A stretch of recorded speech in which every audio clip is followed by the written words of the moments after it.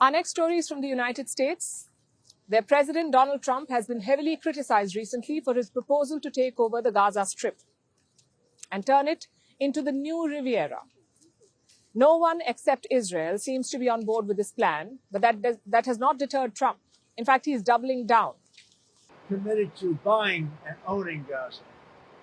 As far as us rebuilding it, we may give it to other states in the Middle East to build sections of it. Other people may do it through our auspices, but we're committed to owning it, taking it, and making sure that Hamas doesn't move back. There's nothing to move back into. The place is a demolition site. It'll be, the remainder will be demolished. Everything's demolished. I mean, you can't live in those buildings right now. They're very unsafe. But we'll make it into a very good site for future development by somebody. We'll let other countries develop parts of it. It'll be beautiful. People can come from all over the world and live there.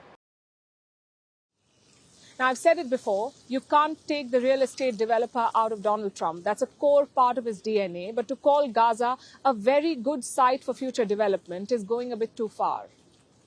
Trump is sweeping aside the demand for a Palestinian homeland. He's completely ignoring their history. You may have heard the story of the Palestinian Key. In 1948, Palestinians began getting displaced from all over present-day Israel. This is known as the Nakba. That's Arabic for catastrophe. This happened 77 years ago. Palestinian families were forced to leave their homes and never allowed to return. But they still carry the keys to their old houses, waiting for the day they will go back. Palestinians still do this today. They still carry their old keys. That's how deep-rooted their ties to their land is. But Trump thinks that he can uproot them from Gaza. What will this possibly lead to? Except for more keys being carried around, worn as symbols of resistance. Trump's proposal will most likely cause more instability, no matter how much it impressed Israel's Prime Minister Benjamin Netanyahu. Netanyahu is, of course, thrilled with the suggestion. He wants the U.S. to, quote-unquote, buy and own Gaza. He says it is much better for Israel than any other proposal.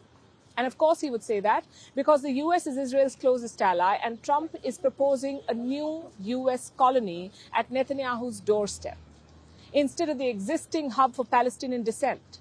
So, of course, Netanyahu wants Trump to take over Gaza, turn it into the new Guam, but with condos and a brand new Trump golf course, probably.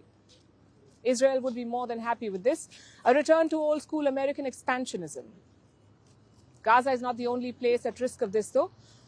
You know about Trump's other ambitions, his desire to buy Greenland from Denmark and take back the Panama Canal. Trump has made no secret of this. But there's another place that feels it is at risk, and that is America's maple-chugging neighbor to the north, Canada. Trump has been teasing this for a while. He has seemingly joked about making Canada the 51st state of America, of the U.S. But apparently Canada's Prime Minister Justin Trudeau is taking this quite seriously. Trudeau had a hot mic moment on Friday while talking to Canadian business leaders. This is what he said. Mr. Trump has it in mind that one of the easiest ways to do it is absorbing our country. And it is a real thing. In my conversation with him, Trudeau said that Trump's 51st state rhetoric is, quote-unquote, the real thing. He thinks that Trump is dead serious about acquiring Canada, and he wants to find a way out of the situation. Trump was asked about Trudeau's hot mic moment. He was asked if absorbing Canada was indeed a real thing. And this is what Donald Trump said, and I'm quoting, "Yeah, it is. I think Canada would be much better off being a 51st state because we lose $200 billion a year with Canada, and I'm not going to let that happen. It is too much. Why are we paying $200 billion a year essentially in subsidy to Canada? Now, if they're a 51st state, I don't mind doing it." Trump says the U.S. is subsidizing Canada to the tune of $200 billion every year. He's talking about the U.S. trade deficit with Canada. The U.S. imports more than it sells to its northern neighbor, so it runs a deficit with Canada. Trump thinks of this as a subsidy, and he doesn't want to pay it anymore unless, of course, Canada joins the U.S. That way, the U.S. gets control of Canada's natural resources. It won't have to buy them anymore. Just invest in extraction. That is the 51st state subsidy that Trump is implying. Again, it is classic imperialism. Conquer resource-rich land instead of buying goods from the locals. Couple this rhetoric with Trump's Gaza plan and his dreams about Greenland and the Panama Canal. It feels like we've gone back to 1825, the age of colonialism, of gunboat diplomacy, resource capture, and forced displacement. We've seen this play out before, and it left scars that haven't healed in generations. Trump's desires threaten to inflict those wounds on the earth once again. We're calling this show Vantage. We hope you like what we've put together for you. Touted as the minimum defense from that video. India's neighbors were the first to send the special edition of Vantage live from the White House throughout this week. Yes, Hindu Mandir in we're on our way to Tel Aviv. Pretty measure, but it's also the perfect way to drive.